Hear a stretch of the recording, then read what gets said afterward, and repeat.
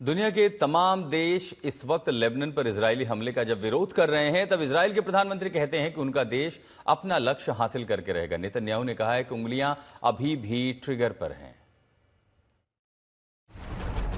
Iran महायुद्ध में cease fire के कुछ घंटे बाद और सीज फायर को लेकर इस्लामाबाद में होने वाली बातचीत से कुछ घंटे पहले लेबनान की सीमा से ईरान के साथी हिजबुल्लाह की तरफ से इजरायली सैन्य जहाज को नेवल क्रूज मिसाइल से निशाना बनाया जाने का वीडियो सामने आता है। क्या ये वो धमाका है जो सीज फायर पर बातचीत से पहले महायुद्ध के फिर भड़कने का सबूत है? जवाब है नहीं, क्योंकि अब हिजबुल्लाह के हमले से पहले गिनते जाइएगा। ये पहला धमाका इजरायल ने लेबनान में किया, ये दूसरा धमाका होता है, यहां पर तीसरा और ये चौथा ब्लास्ट। लेबनान में इजरायल का ये पांचवा धमाका है।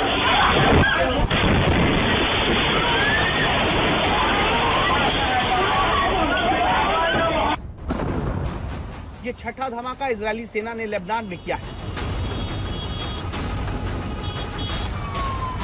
ये सातवां धमाका लेबनान में होता है। सीज फायर के ऐलान के दिन ही 250 धमाके लेबनान में इजरायल ने कर दिए।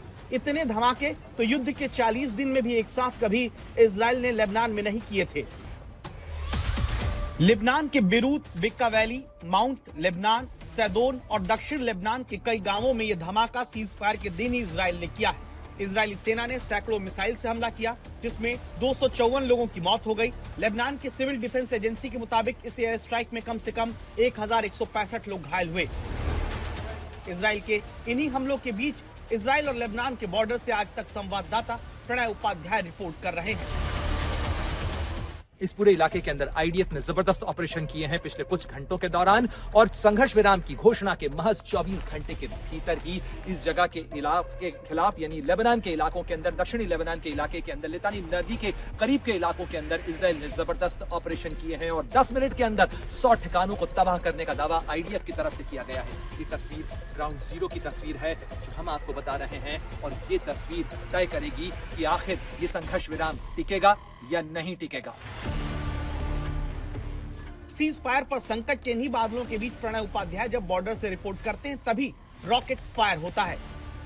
The symbols of this conflict, you can see those houses which are destroyed. Those are on these hilly area, those heights, and in fact they are on the territory of Lebanon. And this remains a reality that all those Lebanese, settlements on the other side of the hill. You can see that rocket. It's another rocket fired from the Lebanese territory. This is the reality of this area. With every passing second, you live in this threat, in this reality that rockets are constantly being fired. अब सब समझना चाहते हैं कि आखिर ये हमला हो क्यों रहा है। क्या लेबनान में इजरायली हमले की वजह से सीज फायर टूट जाएगा? सीज फायर के दिन ही नेतन्याहू ने लेबनान में सबसे बड़ा हमला क्यों किया? क्या अमेरिका और ईरान में सीज फायर की बात से इजराइल को अपनी साख की चिंता हुई है? क्या सीज फायर होने से इजराइल को लगा वो अपना लक्ष्य हासिल नहीं कर पाया है? नेतन्याहू कौन सा लक्ष्य हासिल करना चाहते हैं जिसके लिए कहते हैं कि उंगलियां भी ट्रिगर पर ही हैं?